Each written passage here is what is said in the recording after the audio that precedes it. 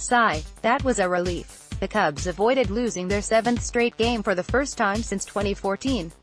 Let's leave that kind of mark alone. This was not pretty. Jason Heyward's day was a thing of beauty. Victor Caratini's day at the plate was fantastic. Cole Hamels finding a second gear after a rough first 2 innings was a breath of fresh air.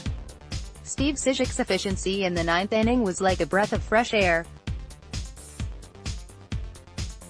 The Cubs forcing Brewers pitchers to throw over 200 pitches was relentless and felt like 2016's Cubs. This offense is turbocharged. I hope they can keep it going, because they are fun to watch. They are going to cause some sleepless nights among opposing pitchers.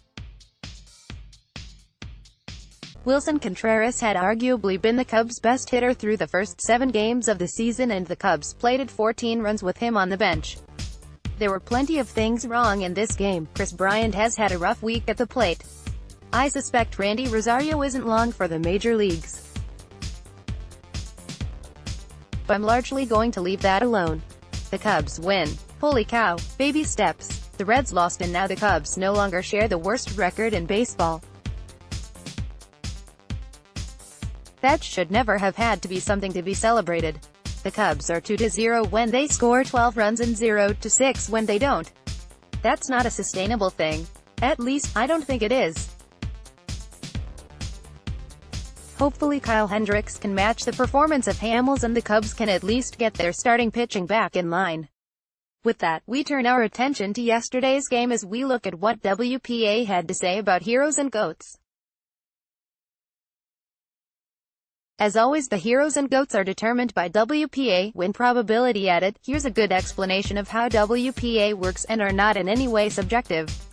Many days WPA will not tell the story of what happened, but often it can give at least a glimpse to who rose to the occasion in a high-leverage moment or who didn't get the job done in that moment. Also note, for the purposes of heroes and goats, we ignore the results of pitchers while they are batting and hitters while they are pitching. With that, we get to the results. Game 8, April 6th, Cubs 14 at Brewers 8 2-6. Source, Fangraphs 3 heroes, superhero, Jason Heyward. .360. Sometimes WPA gets it dead right. Jason Heyward is the player of the game. 2 home runs, 3 in 2 days, 3 hits overall, 2 stolen bases, 2 walks. Heyward had never had 2 home runs in a Cub uniform and had never stolen a base while hitting 2 home runs. Of course, he did have 2 homers in a game against the Cubs once. Hero, Victor Caratini. .200. Vic would like to stake a claim to the best hitting backup catcher in baseball. Whoever your answer is, look up how many times they've reached base 5 times in a game. Vic and J.Hay were a perfect 10 for 10 reaching base, hit 3 homers, drove in 6, and scored 5. Holy cow, Vic had 3 hits, 2 walks, 3 RBI and 2 runs. Sidekick Cole Hamels. .086. So much of the offense was driven by the previous 2 that Cole holds on to the 3rd and final hero spot. He threw 6 innings and allowed 6 hits, no walks, 2 runs, 1 homer and struck out 5. Joe let him throw 110 pitches at a time when it was huge to get 6 innings out of a starter. 3 goats, Billy Goat, Alan Webster, -.099. It didn't look like too bad of a pitch to me. But Ryan Braun has entered the nightmares of one more Cub pitcher. Shake it off, Alan. He faced 2 batters, retired 1 and allowed a 3-run homer. Goat, Kris Bryant. -.079. I don't worry about Kris per se. But he hasn't seen the ball well this week at all. That's 9 strikeouts in his last 4 games now. This offense is clicking without a whole lot of contribution from Kris.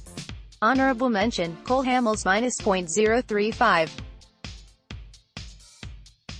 Cole did drive in a run with a sacrifice fly. He was hitless in his other 2 at-bats. Kid, Daniel Descalso. -.023. Descalso did draw 2 walks in 6 plate appearances and was robbed of a hit at least once. WPA play of the game, Jason Heyward. .204. After the Brewers jumped out to an early 1-0 lead after one, Jason came to the plate with a man on and 2 outs in the second. He hit the first of 2 homers. .204 * Brewers play of the game, Yasmani Grandal doubled with a runner on first and no outs in the second inning. .117. Cumulative standings: top, bottom 3. Each team has won one of the first 2, so winner draws first blood in what should be an intense season series. Kyle Hendricks is on the mound for the Cubs. Kyle is 0-1 with a 4.15 ERA after his first start. You may recall that the team made 6 errors behind the Cubs in that one. Kyle typically doesn't hit his full stride until sometime in July, but I'm still hoping he can keep the momentum from tonight's Cole Hamels quality start. Kyle is 8-5 with a 3.01 ERA in 19 career starts against the Brewers. He's held their hitters to a line of .238, .280, .339. To be fair, the talent level of this year's Brewers team is quite a bit higher than some of those teams in there. Zach Davies will start for the Brewers. He has a 0-0 record and a 3.60 ERA after his first start of the year. It seems like Davies has been around forever, but he's only 26 years old. He's done fairly well against the Cubs given that his career actually started in 2015 and has thus only come against some pretty good Cubs teams. He's 5-5 with a 3.52 ERA against the Cubs. Cub hitters have a line of .253, .306, .389 against Davies. Let's go get back-to-back wins for the first of many time this year. 0%, 0 votes, 0%, 0 votes, 0%, 0 votes, 0%, 0 votes, 0%, 0 votes, 0 votes. Total vote now.